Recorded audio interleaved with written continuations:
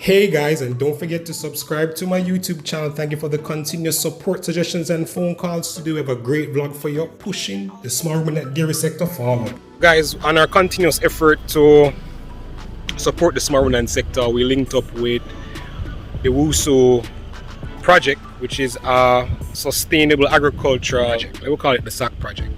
Their aim is to improve an inclusion marketing system for small ruminant farmers and crop farmers, ginger, turmeric. But you know our focus is small ruminants. So we visited Unity Burgoat Farm the other day. Now we are at Ruby.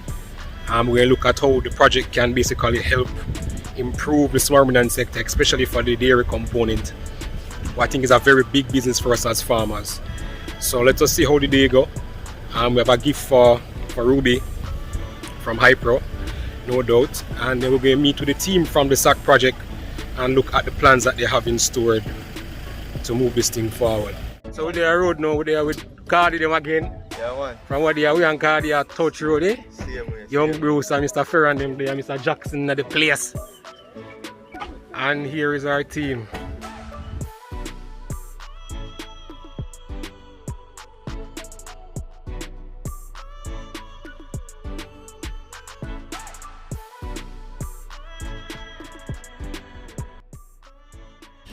And actually, a guy gifted me this thing. Oh, yeah? This is not a cheap machine, but it's nicely built. Yeah. I know you can put the particle size. It shreds the grass is small. Small. Yeah. It's a different, it's a big wheel that goes this way that chops it up. It's different than the Chinese one. The Chinese one, all that pulls. Yeah. But it's quieter. Doesn't vibrate as much. Yeah. Job done. Yeah, and we've learned that if it's not built for a farm, things fall apart. Okay, really quickly, this is our second career, if you can call it that. We retired. We had always loved Jamaica. We always came down here. We vacationed here, typical 1-2 weeks. Got to know more and more people, stayed longer, wanted to be here more. We're not big drinkers, we're not big beach people, so we needed to find something to do. We heard on NPR one day a guy who wrote a wonderful book, if there are any readers here, called Goat Song. It's a really just wonderful story.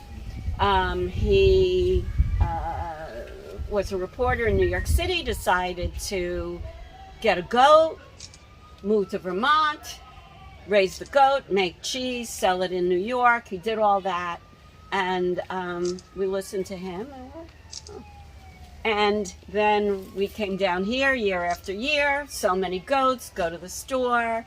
I buy goat milk, goat cheese in the United States. I come here, they're goats, there's no cheese, there's no milk, what's wrong? Start to learn about all of that, listen to the NPR thing. We need something to do because we're not ones to sit around. Then I think the dementia started. I think that's when it set in.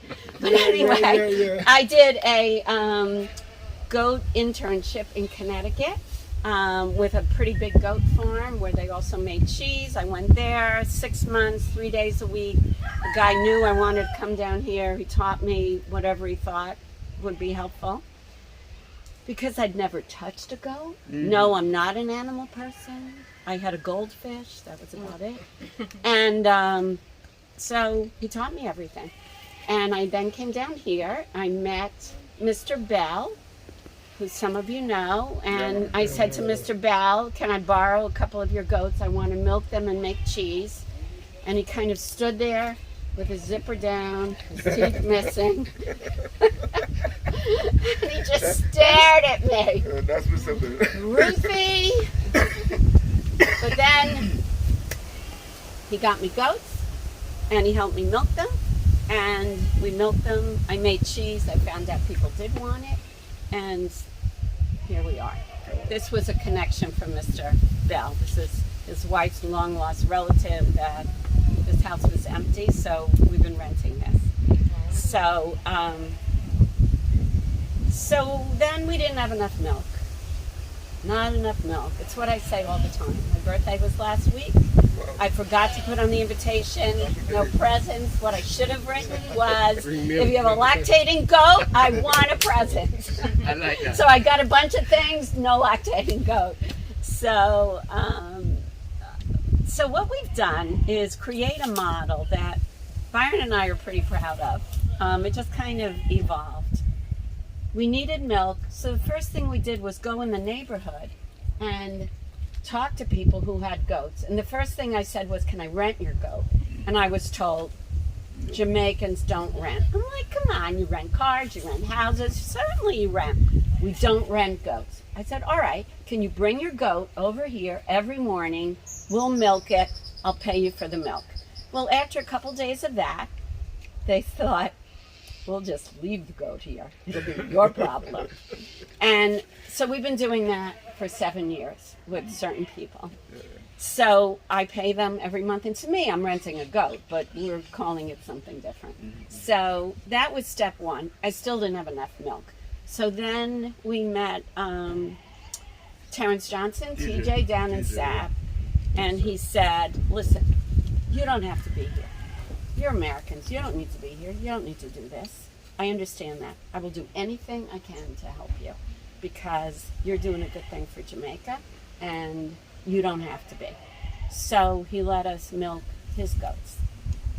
Then that grew to milking at another place in Sav. Woman, well, she's my connection, but I guess it's husband-wife owned, but she's my connection. So we milk there.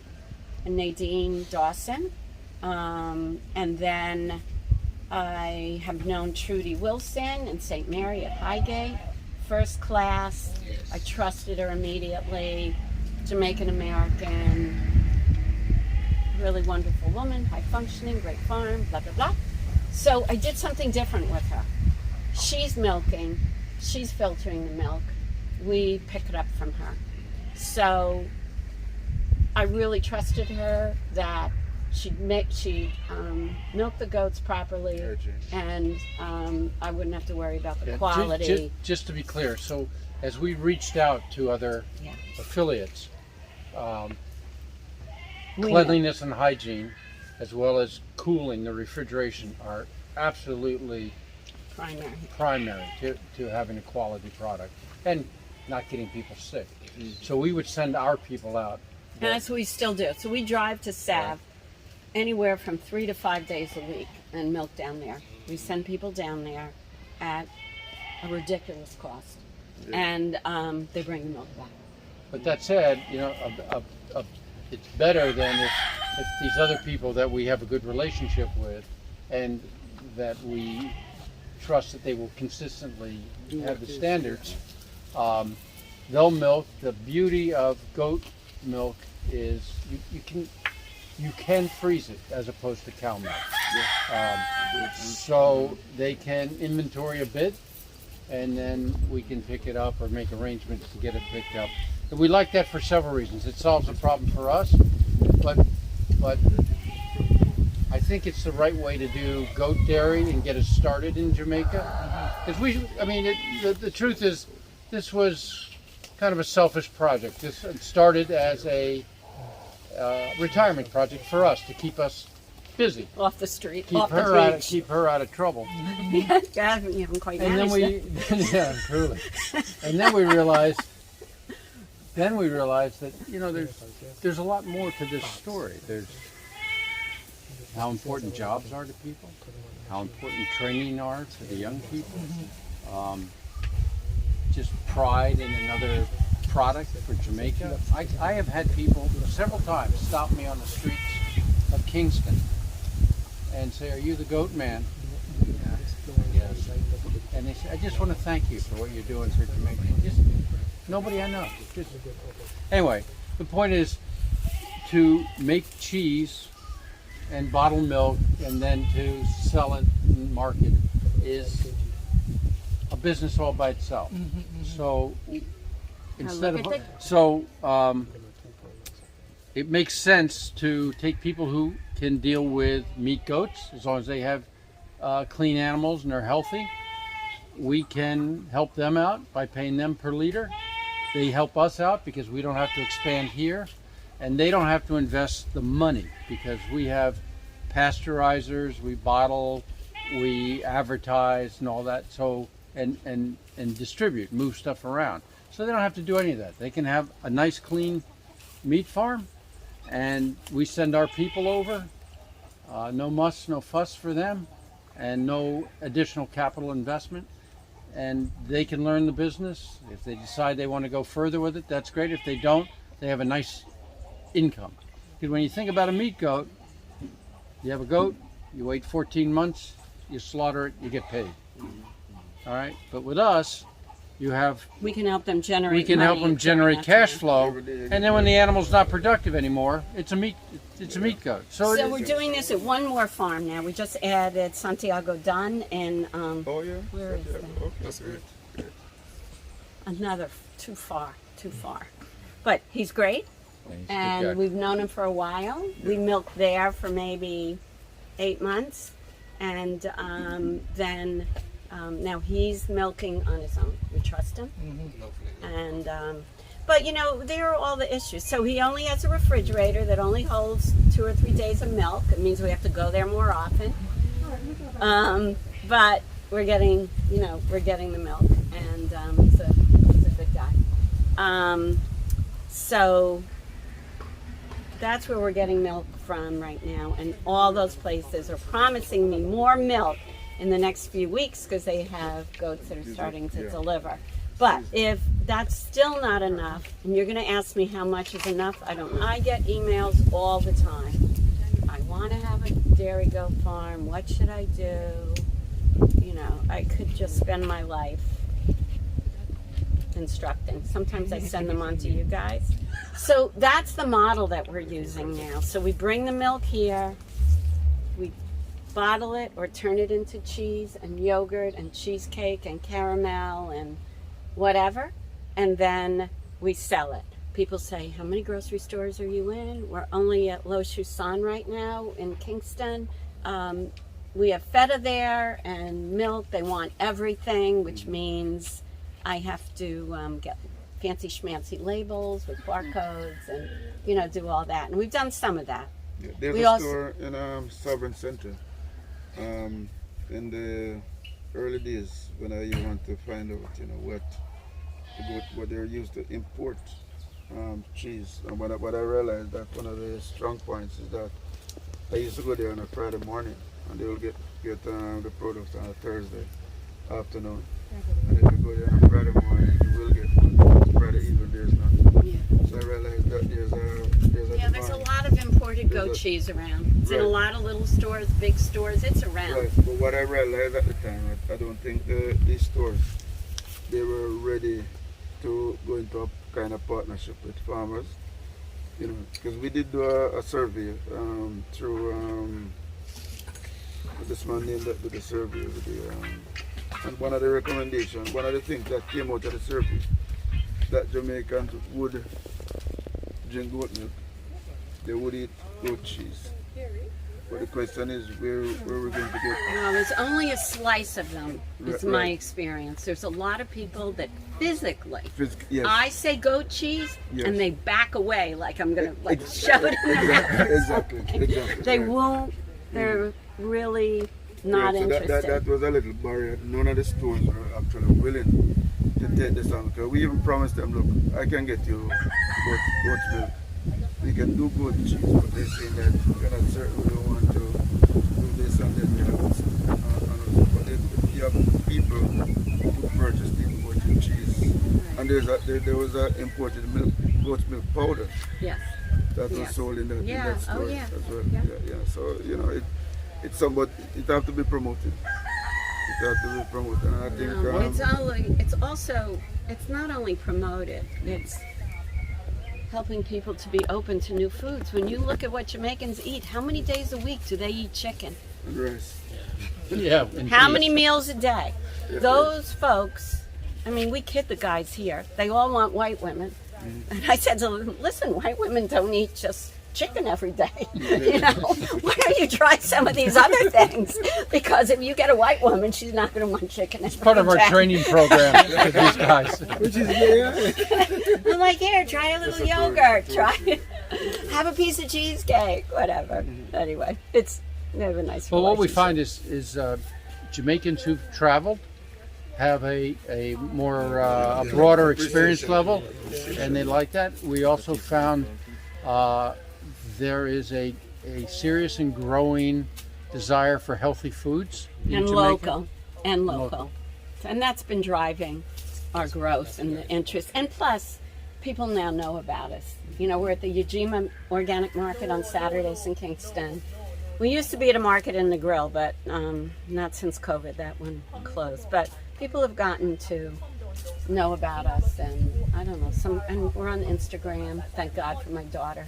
Instagram, Facebook, and all that. So we have a social media. Well, we've presence. learned that the original internet was not on the computer; it was Jamaicans.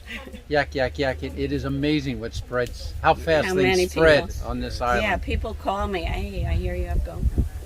And how do you make a small fortune in Jamaica? You start with a large one. We didn't really start with a large one, but Yeah, but let me. but we're also, it's partially because we give away the milk to like an orphanage in Mo Bay. We charge them next to nothing.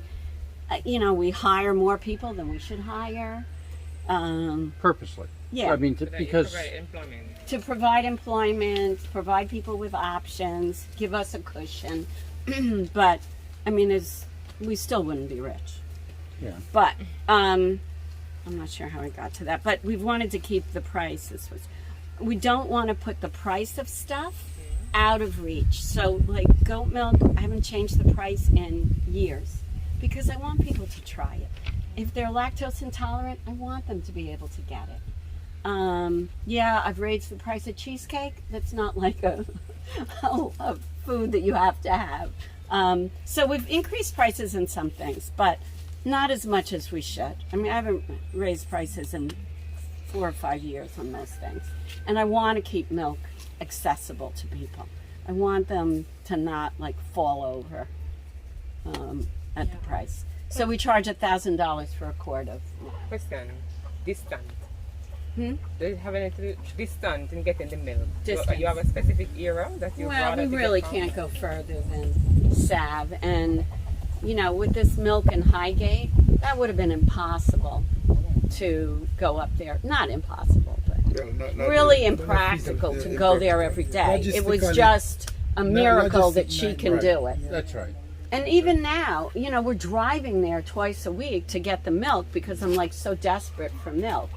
We go there 2-3 times a week to pick it up. Persons in the hero, female or youth persons in the hero that are willing to go into dairy milk. Would it be feasible? Oh, would it be? Yeah, if they're close by. Okay. Sure. Let me. Yeah, if they're nearby. But the problem is, people call. Well, I'm not saying this No, it's a properly, but people call and say, "Hey, I hear you buy milk." Yes. I have goats. Great. Tell me about it. Oh, I have 2, and 1 is lactating right now, and I live in Manchester. Yeah, that is kind of far. You know, those are the phone calls that I get. I don't get somebody in, you know, Falmouth or. But the math goes the other way too. We have one farm in Sav. She's got 130 does that are all about to deliver in the next few weeks. Well, then sending a car that far and milking 130 goats, Makes sense. it makes a lot of sense. Yeah, because the cost is the same. And TJ is right nearby, so we do both farms. He And the doesn't other- have any lactating goats right now, but we can. And the other is we understand that starting a business, you know, part of what stores and stuff want is reliable supply, or if not a reliable supply, then communication that we're not, you know, we're going to be short on milk this week and those kinds of things. So we really reach out to try to get other people to get the milk, and some of it is economically on the edge, but we've got to build the market up. There's And a so- balance. Yeah. Do I overpay for the milk to get it here? because then Lo Chusan has milk on the shelf. And I don't have to say no to the orphanage, and I don't have to say no to Mr. So-and-so who comes every Saturday to Ujima and wants milk.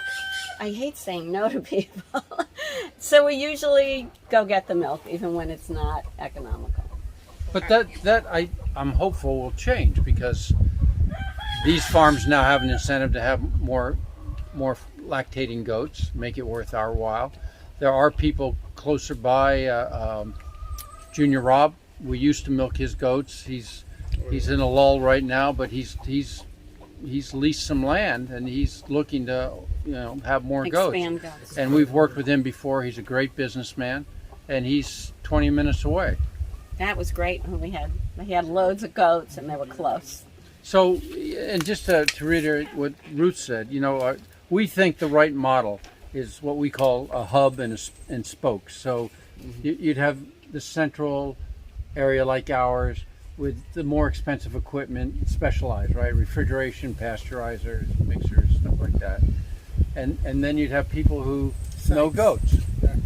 And they can just start with meat goats. As long as they keep it clean and lock off the babies at night, we can send our team in, so there's no additional costs to them.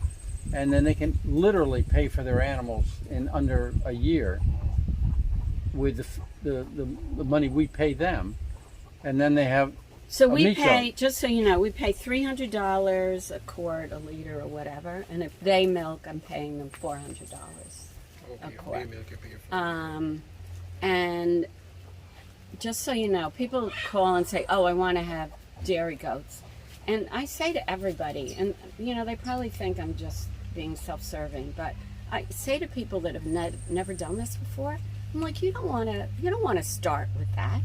The country is begging for goat meat. We're bringing it in from New Zealand.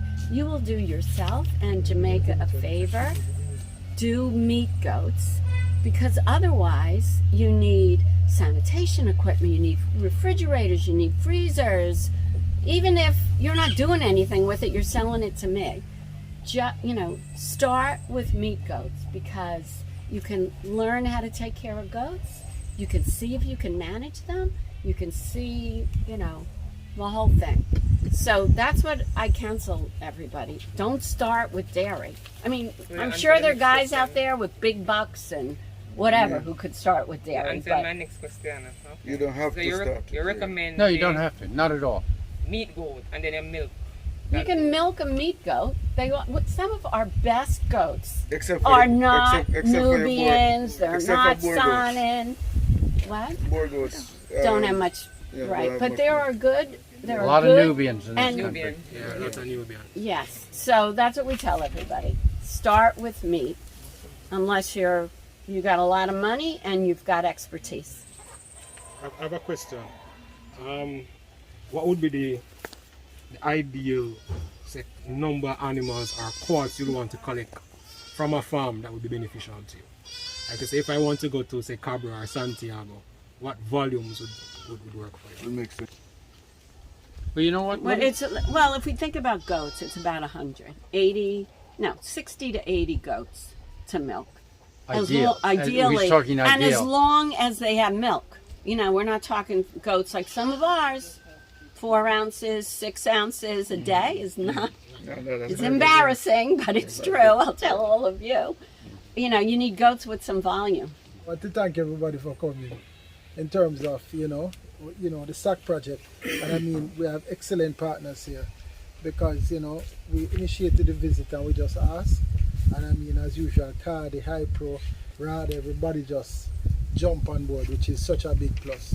Thanks for having us. Not that we're closing it, but I just want to ground something. However, primarily, why we're here is to see, to utilize the what we call the inclusive market systems approach, which is the approach where we bring all the salient players, the market actors to the table, and we try to facilitate, because we at SAC, the Sustainable Agricultural Project in Jamaica, funded by Global Affairs Canada, we believe not in directing or leading the process, but to facilitate a process that will enhance the role of each stakeholder and our primary audience. Our primary audience, the producers that we are focusing on, are women and youth. And I mean youth, I don't want to say youth are an appendage, but it's primarily the empowerment of women to assist and to drive the economic potential and viability of women. So you'll find that's why you hear the gender equality officer keeps saying, how many women, how many. So even, just listening, I'm not even taking notes, just listening, I hear, you're going to hear there's a bias towards that. Because even in doing a business case, or however we're going to facilitate a process to empower you, whatever we see, where we see a gap and where the market, where the market actors agree, because it's not we're not going to put anything to you and say, listen, this is what we think. No, it is more so hypo, rada, cardi, the different players, yourself, the ladies saying that, listen, there is a gap. And this gap, if it is filled, we can Ruby, if Ruby gets this equipment, or her capacity is built in such a way, then it will help more women, it will help more youth. Ultimately, Ruby, you want, if this project was supposed to assist, we just want them to empower persons around you to can provide with more milk. And I think that's good for Jamaica. No doubt. So there are a lot of joys. I have a question for you. It's more related to the project. Like, say for example, this project was supposed to identify a group of farmers, youth, women farmers, who could supply you with something that you're willing to purchase. What quantities are you looking for? Like, give me a Khalil, I could take probably 60 more liters monthly or 70 more liters. What do you think would be good I for you? could take, let's see, I could easily take 100 to 200 quarts a month. Now, I need a lot more milk. Okay, so if this project could identify 200 more liters for you, that would benefit your operation. I could sell that. I think that's it for you, Mr. Evans. I think all we have to do is identify which we can go find. 200 liters is divided by 4. We get this to me, I'll say, we want 200 more goat, but we'll find. We can find. You should be able to find more than that. Yeah, and you can just empower that group. Well, she said that's the give them minimum. the milking machine. That's the minimum. But just, no, Yeah, but this is a high number. Yeah. A machine, you want a freezer so they can store it, because it's probably a cluster. And they have one freezer, one milking machine.